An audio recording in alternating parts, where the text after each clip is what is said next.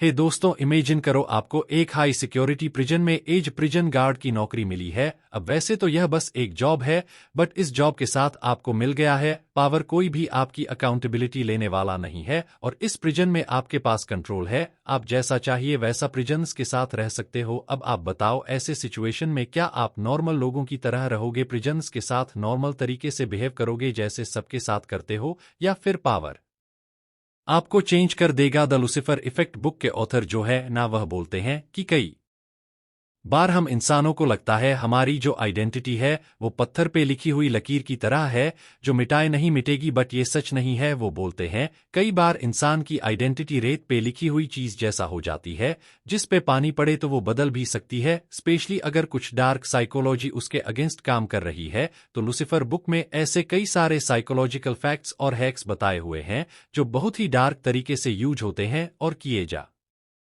रहे हैं, जिसके वजह से कई बार एक बहुत अच्छा इंसान एक बहुत बुरा इंसान बन जाता है या बना दिया जाता है। अगर आप चाहते हो कि ऐसी कोई डार्क साइकोलॉजी आपके अगेंस्ट ना काम करे तो आज का वीडियो जरूर देखना। आज मैं आपको इस बुक के थ्रू यार ऐसे डार्क साइकोलॉजिकल हैक्स बताने वाला हूं जो बहुत पावरफुल है, जिनका यूज कई बार गलत चीजों के लिए होता है, कई बार शायद आपके अगेंस्ट भी हो सकता है, इसलिए इन्हें गौर से सुनना समझना है। Number 1, illusion of personal control. अब जैसे मैंने आपको इमेजिन करने बोला था, एक्चुअल में सिर्फ कोई इमेजिनरी चीज नहीं है। ऐसा किया गया था एक एक्सपेरिमेंट में जो द स्टैनफोर्ड प्रिजन एक एक्सपेरिमेंट नाम से फेमस है, जिन्हें फिलिप जिमो ने 1971 में किया था। यह साइकोलॉजी का one of the most striking studies बोली जाती है जो प्लान करा गया था 2 हफ्ते के लिए, लेकिन इसके रिजल्ट्स कुछ इतने शॉकिंग थे, इतने भयानक थे कि स्टडी को सिर्फ 6 दिन में बंद करना पड़ गया। एक्सपेरिमेंट कुछ ऐसे करा गया था, स्टैनफोर्ड यूनिवर्सिटी के बेसमेंट में एक सिम्युलेटेड प्रिजन बनाया गया जिसमें 24 साइकोलॉजिकल स्टेबल बच्चे उन्हें लिया गया और उन्हें रैंडम रोल असाइन कर दिए गए। कुछ बने गार्ड्स और कुछ बने प्रिजन्स, और ये चीज को उन्होंने बस ऐसे ही नहीं किया, बहुत ही सोफिस्टिकेटेड तरीके से किया। लाइक जिन्हें प्रिजन्स बनाया गया था उन्हें उनके घर से अरेस्ट करा गया, उन्हें ब्लाइंड फोल्ड करा गया, उन्हें स्ट्रिप करके उन्हें यूनिफॉर्म्स पहनाई गई जो प्रिजन्स की होती है, नंबर्स असाइन करे गए और उनकी आइडेंटिटी उनसे छीन ली गई, जबकि गार्ड्स को यूनिफॉर्म सनग्लासेस ताकि वो आई कांटेक्ट ना कर सके, हाथ में वो डंडी जिससे उन्हें अथॉरिटी और एनोनिमिटी मिले ना हो। स्टार्टिंग के पहले दिन तो कुछ नहीं हुआ, लेकिन 1-2 दिन में ही जो गार्ड्स थे ना, उनका अब्यूडोस लोग थे जो शायद उनके एज के ही थे, उनके दोस्त जैसे लोग थे, उनके साथ उन्होंने हार्श चीजें करना स्टार्ट कर दी। अगर कोई बात ना माने तो उन्हें सॉलिटर कन्फाइनमेंट में डाल दिया जाता था, उनसे कई बार गंदी चीजें कराई जाती जैसे टॉयलेट को हाथ से साफ करना या फिर उनको नेकेड कर देना, और ऐसी कई सारी क्रुएलिटी वो लोग करना स्टार्ट कर दिए थी। दिन के अंदर वो जो प्रिजन्स बनाए गए थे उनमें से कई लोग इमोशनली ब्रेक डाउन होने लग गए, एक तो जोर जोर से चिल्लाने लग गया, बिकॉज वहां का जो कंडीशन थी वो उन्होंने इतनी एक्सेट रीम बना दी थी। जिम्बो को कुछ लोगों को इसलिए पहले ही रिलीज करना पड़ गया, बट फिर भी उन्होंने कंटिन्यू रखा। डे 6 को जिम्बो की जो एक कलीग थी क्रिस्टीना, जब वो वहां पे गई और उसने देखा बाकी जो गार्ड्स है वो कितने ब्रूटल हो चुके हैं, ये भूल ही चुके हैं कि एक स्टडी है, तब उन्होंने कुछ एथिकल क्वेश्चंस लाए और जिसके वजह से फिर जिम्बो ने 6 दिन में ही उस एक्सपेरिमेंट को करना बंद कर दिया। और यहीं से आता है पहला लेसन जो है इल्यूजन ऑफ पर्सनल कंट्रोल। कई बार ना हमें लगता है कि हमारे जो एक्शंस है, हम जो चीजें कर रहे हैं वो खुद के डिसीजन की वजह से कर रहे हैं, लेकिन ये एक्चुअल में सिर्फ एक इल्यूजन है। आप कैसे बिहेव करते हो ये बहुत ज्यादा साइकोलॉजी के थ्रू लोग यूज कर सकते हैं, आपको मैनिपुलेट कर सकते हैं, और जैसा किया भी जा रहा है। इनफैक्ट इससे आता है रिलेटेड सेकंड लेसन जो है सिचुएशनल इन्फ्लुएंस, और इसके लिए आपके साथ एक कहानी शेयर करूंगा। एक रियल लाइफ ट्रेजिक इवेंट हुआ था उरुग्वे एयरफोर्स फ्लाइट 571 के साथ, जिसे एंडीज फ्लाइट डिजास्टर भी बोला जाता है। हुआ यह था कि 1972 में एक प्लेन जिसमें 45 पैसेंजर्स थे, कई सारे इसमें से उरुग्वेन रग्बी टीम के जो लोग थे उनके फ्रेंड्स एंड फैमिली मेंबर्स सब थे, वो प्लेन क्रैश हो गई। एंडीज माउंटेन में कई लोग मर गए, लेकिन कई सारे लोग बच भी गए थे। बट वहां की जो कंडीशन थी वह एक्सट्रीम थी, फ्रीजिंग टेम्परेचर था, खाना बराबर था नहीं, और रेस्क्यू की होप बहुत कम थी इनिशियली। तो वो लोग ने जैसे तैसे कम खाने में चला लिया, चॉकलेट और ऐसे नॉर्मल चीजें खा के, बट फिर सिचुएशन कुछ ऐसी हो गई, भूख उनके ऊपर ऐसी हावी होने लग गई कि फिर उन्होंने एक डिसीजन लिया। डिसीजन था कैनिबलिज्म का। उन्होंने जो लोग मर गए थे उन्हें एक एक करके खाना चालू कर दिया ताकि वो सस्टेन कर सके। अब देखो, किसी नॉर्मल कंडीशन में कोई भी इंसान से अगर आप पूछोगे कि क्या कभी आप किसी इंसान को खाना चाहोगे, तो कोई भी नहीं बोलेगा कि हाँ मैं खाऊंगा। बट डार्क साइकोलॉजी ये बताती है ना कि अगर सिचुएशन आ जाए तो हम कई बार ऐसे कदम उठा लेते हैं, शायद जिसके हम बहुत ज्यादा अगेंस्ट थे। जो स्टैनफोर्ड प्रिजन एक्सपेरिमेंट था, उसने भी बताया कि अगर आप लोगों को ऐसे सिचुएशन में डाल दो जहां आप लोगों को पावर दे दो, तो वह उस पावर का इस्तेमाल कई बार गलत तरीके से करने ही लग जाएंगे। Hack number 3, role play and identity shift. इस लेसन को समझाने के लिए एक एक्सट्रीम एग्जाम्पल आपको बताता हूं, जो 1968 में हुआ था वियतनाम वॉर के टाइम, जिसे माय लाई मैसेकर नाम से जाना जाता है। बेसिकली आपको पता ही होगा, यूएस और वियतनाम के बीच में वॉर चल रही थी। तब यूएस के कुछ ऑफिसर सोल्जर्स एक माय लाई नाम के विलेज में घुस गए। अब उन्हें ऑर्डर मिला था कि कोई भी उन्हें विटकंग के फोर्सेस अगर उन्हें वहां पर मिलेंगे, उन्हें उनको मार देना है। बट जब वो वहां पे पहुंचे तब उन्हें सिर्फ अनआर्म्ड सिविलियंस मिले, जिसमें औरतें, बच्चे और बुढ़े सब थे। बट इन सोल्जर्स ने फिर भी अपने ऑर्डर को माना, जो शायद उन्हें दिया भी नहीं गया था। उन्होंने वहां पे मास मर्डर किए, रेप किया, बच्चों को भी मार डाला। और जब सोल्जर से पूछा गया ऐसा क्यों हुआ, तो उन्होंने अपने एक्शंस को जस्टिफाई किया कि we are just following orders from higher rank officials. यह एग्जाम्पल बताता है कि कैसे अगर आप किसी एक इंसान को कोई रोल प्ले करने बोलो, एक आइडेंटिटी दे दो, एक टाइटल दे दो, एक रोल दे दो और फिर उनको ऑर्डर फॉलो करने बोलो, तो कई बार लोग आंख बंद करके फॉलो करेंगे और खुद के हिडन एजेंडा को कई बार अंजाम देने की कोशिश कर सकते हैं। और इसके ऊपर एक बहुत अच्छा कोड भी ऑथर ने बोला है कि give people a title and they live up to it often extreme ways. और यह करने के लिए साइकोलॉजी का कई बार एक और कॉन्सेप्ट यूज होता है, लेसन 4, जो है डी-ह्यूमनाई। काफी शॉकिंग रियल वर्ल्ड एग्जाम्पल इसका है रवांडा जेनोसाइड का, जो 1994 में हुआ था, जहां पे अप्रोक्सीमेटली 8 लाख टुट्स और मॉडरेट हुत पीपल को ब्रूटली मर्डर कर दिया गया था सिर्फ 100 दिन के अंदर। और ये चीज हुई कैसे? डी-ह्यूमनाई थी ना, कि जो तुत्सी के एथनिक ग्रुप वाले थे, उनके अगेंस्ट में कुछ बड़े पॉलिटिकल लीडर्स थे जो उन्हें बार बार एड्रेस करते थे, इंसान बोल के नहीं बल्कि कॉकरोचेस बोल के। बड़े बड़े पॉलिटिशियन, मीडिया आउटलेट्स, मिलिटियस, ये सभी लोग ऐसे कमेंट्स बार बार पास करते रहते थे, रेडियो ब्रॉडकास्ट पे, पैम्फलेट पे, स्पीच में। और यह चीज लाइव ब्रॉडकास्ट होती थी नेशन वाइड, जिस वजह से धीरे धीरे उन्होंने उनको ह्यूमन से हटा के कॉकरोच और स्नेक समझने लग गए। और इसके साथ सोने पर सुहागा था प्रोपेगेंडा। तुत्सी लोगों के खिलाफ फॉल्स इन्फॉर्मेशन और फैब्रिकेटेड स्टोरीज भी फैलाई गई, जिसकी वजह से ही क्या हुआ कि उन लोगों को कॉकरोच और स्नेक्स की तरह मारना लोगों ने चालू कर दिया। और इसी वजह से 8 लाख लोगों ने 100 दिन के अंदर अपनी जान गंवा दी। Because if you see someone as less than human, it's easier to justify harm. Dehumanisation कई बार सिर्फ दूसरों के लिए नहीं, लोग अपने लिए भी करते हैं, जैसे कि मास्क पहन लेंगे या फिर एनोनिमस यूजर नेम के थ्रू जो मन चाहिए वो सोशल मीडिया पे वो लोग कमेंट करेंगे, लोगों को बुरा भला बोलेंगे और अपने दिल की गंदगी सामने रख देंगे। इसका भी लोग यूज करते हैं और इससे आपको बचना चाहिए। प्लस इसके साथ एक और बहुत हार्मफुल साइकोलॉजी का कॉन्सेप्ट है, जिसे बोलते हैं ग्रुप थिंकिंग या फिर कलेक्टिव ब्लाइंडफुलनेस। आपने देखा होगा कई बार कभी हम घूमने जाते हैं तो हम देखते हैं एक ग्रुप है लड़कों का यूजुअली, जो बहुत ही ज्यादा मस्ती कर रहे हैं, मजाक कर रहे हैं और ऐसी चीजें कर रहे हैं जिसकी वजह से दूसरों को तकलीफ हो रही है। बट स्टिल कोई उस चीज पर ध्यान नहीं दे रहा है। क्यों? क्योंकि कलेक्टिवली जब हम ग्रुप थिंकिंग में होते हैं तो कई बार हमारा आईक्यू थोड़ा कम हो जाता है। और ये चीज मैंने खुद भी नोटिस करी है। अगर हमारे दोस्तों का बहुत बड़ा ग्रुप चले जाएगा, हम लोग बहुत ज्यादा ही मस्ती करने लग जाते हैं। अब ये चीज छोटे मोटे लेवल पे तो कोई इतनी प्रॉब्लम वाली चीज नहीं है, बट यही साइकोलॉजी बड़े लेवल पे बहुत हार्म कर सकती है और लोगों का नुकसान भी कर सकती है। एग्जाम्पल 1986 में एक स्पेस शटल चैलेंजर डिजास्टर हुआ था। यह ग्रुप थिंकिंग की वजह से ही हुआ। यह था कि जो इंजीनियर्स थे मॉर्टन थियोकॉल के, उन्होंने कंसर्न रेज किया कि जो रॉकेट की ओरिंग्स है उनकी सील फेल हो रही है ठंडे वेदर में। और यह चीज उन्होंने लॉन्च डे के दिन ही बताई। उन्होंने बताया कि लो टेम्परेचर की वजह से सील्स मैन फंक्शन कर सकता है और डिजास्टर हो सकता है। ये वार्निंग देने के बाद भी नासा और मॉर्टन मैनेजमेंट वाले लोगों को, क्योंकि उनके ऊपर प्रेशर था लॉन्च के स्केड्यूल मल्टीपल डिलेज होने की वजह से, इसीलिए सबका एक कलेक्टिवली थिंकिंग थी कि चलो करते हैं, जो होगा देखा जाएगा। और पता है इस चीज की वजह से हुआ क्या? 73 सेकंड्स के बाद ही वो जो चैलेंजर था वो टूट गया और उसमें 7 एस्ट्रोनॉट्स थे, जो सब लोग अपनी जान से हाथ धो बैठे। ग्रुप थिंकिंग जो होता है ना, वो कई बार एक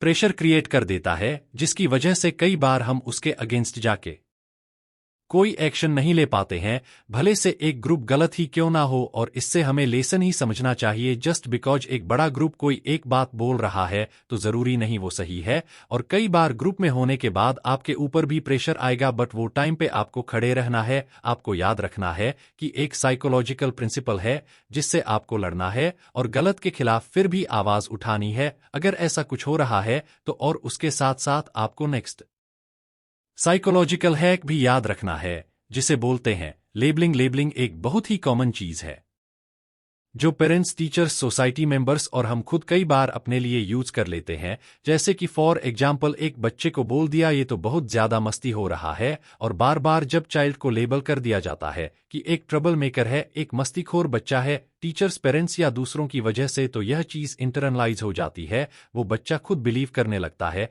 कि हाँ मैं वही हूं, और फिर उस तरीके से ही और बिहेव करने लग जाता है। वो उस लेबल को फिर रिइंफोर्स करता है। इसीलिए लेबलिंग करना भी इतनी अच्छी चीज नहीं है, बट हाँ इसे पॉजिटिवली भी यूज किया जा सकता है। जैसे कि अगर आप किसी बच्चे को बोलते हो कि तू गिफ्टेड है, तू बहुत स्मार्ट है, तेरे अंदर बहुत अच्छा डिसिप्लिन है, तो फिर बच्चा अपने आप को उस लेंस से ही देखने लग जाएगा। वो अपने लिए एक एक्सपेक्टेशन सेट कर लेगा जिसे वो अपने एक्शंस के थ्रू सही करने की कोशिश करेगा। बट हाँ याद रखो, इसको अगर आप गलत तरीके से यूज करोगे तो ये बच्चों में स्ट्रेस, परफेक्शनिस्ट और फियर ऑफ फेलियर भी डाल सकता है। इसके लिए आप किसको क्या लेबल दे रहे हो, अगेन बहुत सोच समझ के देना चाहिए। कई बार हम लोगों को जाने अनजाने में बोल देते हैं कि ये तो शोर है, ये तो क्रिमिनल है, ये तो ये है वो है। ऐसे ही कई बार हम लोग बहुत लाइटली लोगों को लेबल्स दे देते हैं।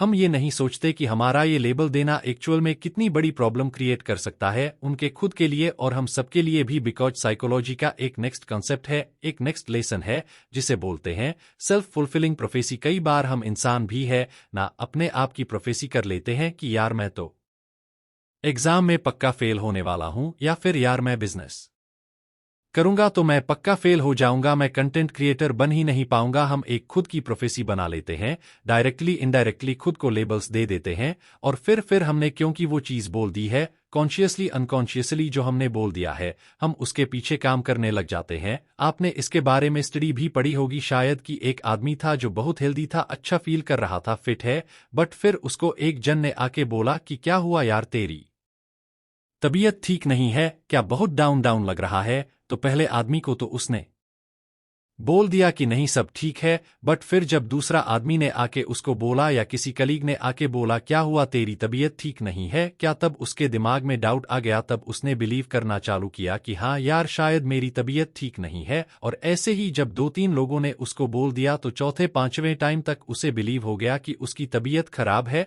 और वो खराब फील करने लग गया। ये एक्सपेरिमेंट जो हुआ था उसमें अगेन किसी और ने ये चीज बोली थी, बट कई बार हम खुद को ऐसी चीज बोलने लग जाते हैं, हम बोलने लग जाते हैं कि यार मेरी तबीयत है, मैं वहां जाऊंगा तो मेरी तबीयत पक्का खराब हो जाएगी। और फिर वो एक सेल्फ फुलफिलिंग प्रोफेसी बन जाती है जिसके वजह से हम बीमार भी पड़ जाते हैं। इसलिए साइकोलॉजी के इस डार्क प्रिंसिपल को याद रखना, सेल्फ फुलफिलिंग प्रोफेसी करनी है तो वो पॉजिटिव चीजों के लिए करो, नेगेटिव चीजों के लिए अवॉइड करो। इसके बाद सेवंथ आता है साइकोलॉजी का है जिसे बोलते हैं moral disengagement, detachment from the guilt. एक इसके ऊपर एक बहुत ही इंटरेस्टिंग एग्जाम्पल है अबू ग्रेब का। यूएस इराक के वॉर के टाइम पे एक बहुत ही फेमस केस हो गया था जो बाद में लोगों के सामने आई, और जब यह बात सामने आई तो लोगों का होश उड़ गए थे कि ऐसी चीजें भी हुई है। बात यह थी कि अबू ग्रेब नाम की जगह थी जहां पर ना इराक के प्रिजन्स को रखा गया था, और वहां पर जो यूएस मिलिट्री वाले थे उन्होंने बहुत ही ज्यादा गलत तरीके से उन प्रिजन्स के साथ बिहेव किया, ऐसी ऐसी चीजें करी जो सुन के पूरी दुनिया शॉक हो गई। जैसे कि एग्जाम्पल आपको बताऊं तो वो जो प्रिजन्स वहां पे थे जो कई बार रंगली एक्यूज थे, कई बार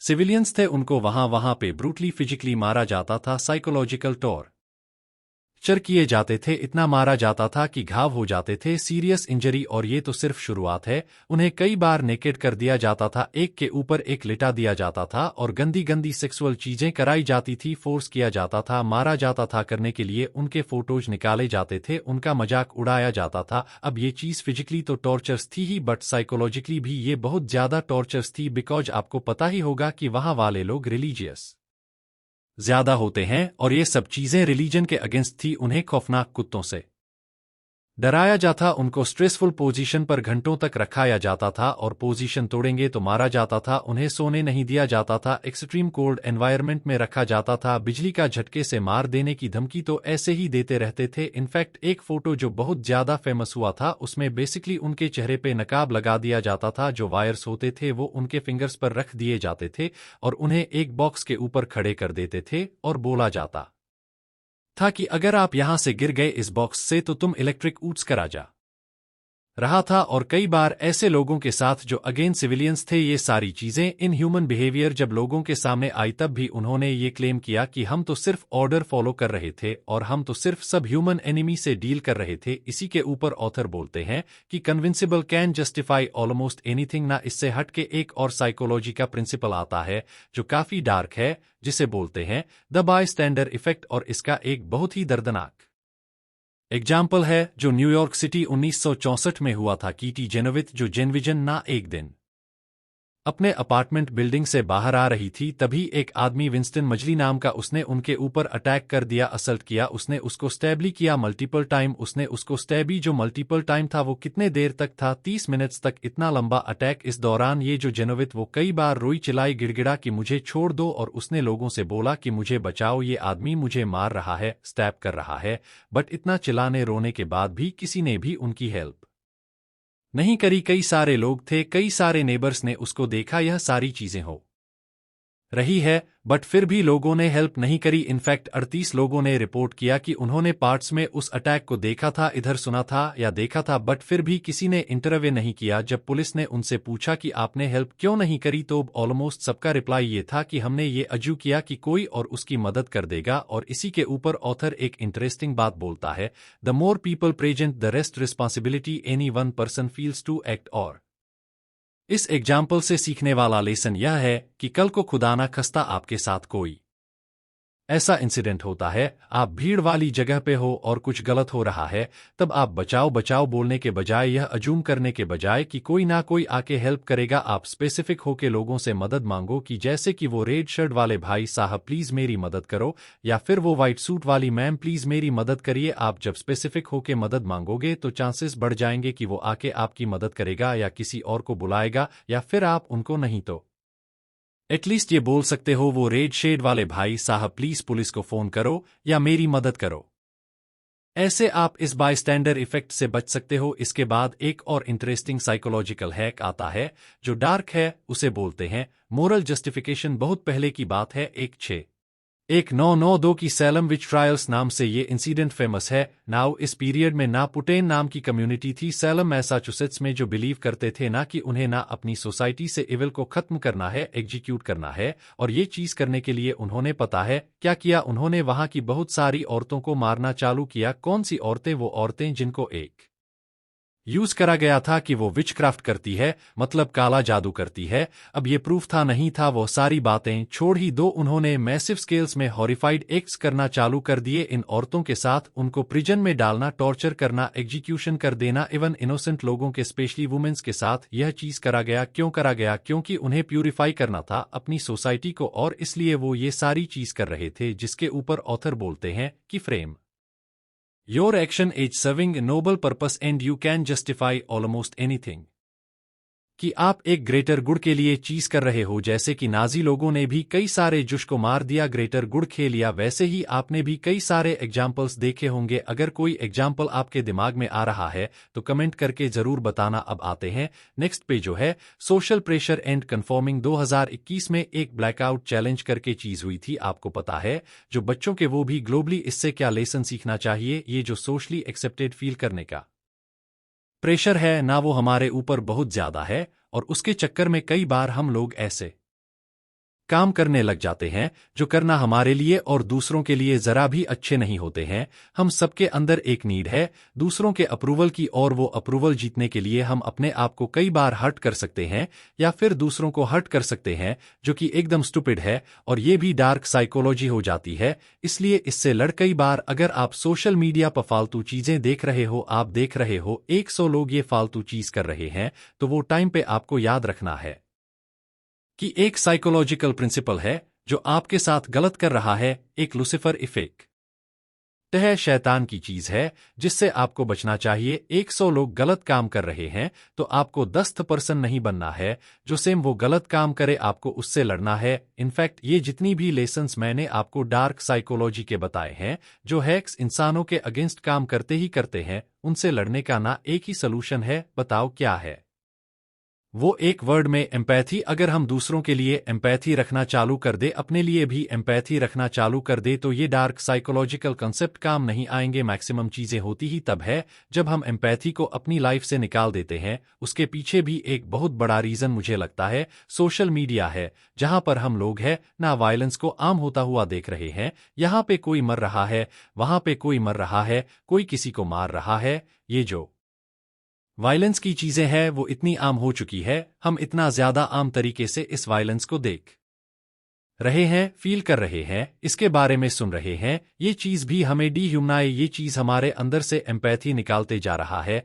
इसलिए मैं आपसे सजेस्ट करूंगा कि ऐसे फालतू कंटेंट भी कम से कम देखिए और एम्पैथी को ग्रो करने की कोशिश करिए, एक्सरसाइज करिए, दूसरों के शूज में आके सोचिए कि जो उस इंसान के साथ हो रहा है, अगर वो चीज सेम आपके साथ होने लग जाए तो आपको कैसा लगेगा। एक बार फील करके देखो, ये चीज आपके अंदर एम्पैथी बढ़ाएगी। और ये जितनी भी डार्क साइकोलॉजी है, जिसे ऑथर लुसिफर इफेक्ट बोलते हैं, शैतान का इफेक्ट जो है, उससे हम लड़ पाएंगे, खुद एक बेटर ह्यूमन बीइंग बन पाएंगे, एक बेटर सोसाइटी बना पाएंगे जो इतनी डार्क नहीं होगी। इस वीडियो को खत्म करने से पहले अगेन मैं आपसे क्वेश्चन पूछना चाहूंगा कि अब अगर आपको जॉब मिल जाए एज प्रिजन गार्ड और आपके पास पूरी फ्रीडम हो, आपको कोई अथॉरिटी पूछ ना रही हो, आप जैसा चाहिए वैसा प्रिजन्स के साथ बिहेव कर सकते हो, तो ऐसे टाइम पे अब आप कैसा बिहेव करोगे? देखो, टू बी ऑनेस्ट, ये वीडियो देखने से पहले तक मुझे नहीं पता कितने लोग पावर का गलत इस्तेमाल करते हैं, बट मुझे लगता है यह वीडियो देखने के बाद अगर आपको पावर मिलता है कभी फ्यूचर में, तो आप डार्क साइकोलॉजी को अपने ऊपर हावी होने देने के बजाय उसके अगेंस्ट जाओगे और वो चीज करोगे जो सही है। और इसीलिए मुझे लगता है ये वीडियो बहुत पावरफुल भी है, जिसे हमें जितना हो सकता है उतना दूसरों के साथ शेयर करना चाहिए, ताकि आज नहीं तो कल जितने भी पावरफुल लोग हैं उन तक ये वीडियो पहुंचे, उन्हें भी ये रियलाइज हो सके कि कहीं जो चीजें कर रहे हैं जाने अनजाने में, वो कहीं लुसिफर इफेक्ट तो नहीं, वो कहीं डार्क साइकोलॉजी तो नहीं जो उनके अगेंस्ट और दूसरों के अगेंस्ट काम कर रहा है, जो आज शायद उन्हें समझ में नहीं आ रहा है, लेकिन इतिहास के पन्नों में वो एक ऐसे इंसिडेंट बन के छप जाएगा, उनका नाम छप जाएगा, जो टर्निंग उनको एज अ विलन दिखाएगा, ना कि एज अ हीरो जिसने सच्चाई का स्टैंड लिया और लुसिफर इफेक्ट से हट के सही काम किया, एम्पैथी रखते हुए एक इंसान बनते हुए। अभी के लिए इतना ही दोस्तों, thank you so much for watching this video. जितना हो सके इस वीडियो को शेयर कर देना, ऐसी मैं बुक्स की अमेजिंग बातें आप लोग के साथ लेके आता रहूंगा। और हाँ, मैंने एक कम्युनिटी भी क्रिएट करी है व्हाट्सएप, दो आप वो भी ज्वाइन कर लो ताकि हम वहां पे कनेक्टेड रहे। ऐसे जो मैं सीरीज बनाता हूं उनकी भी 1 पेज PDF मैं आप लोगों को देता रहूंगा, ताकि आप उसको देख के रिवाइज कर सको और आने वाले टाइम में सीख के अपनी लाइफ को और इम्प्रूव करते रहो। अभी के लिए इतना ही, मिलते हैं नेक्स्ट वीडियो में, बाय बाय।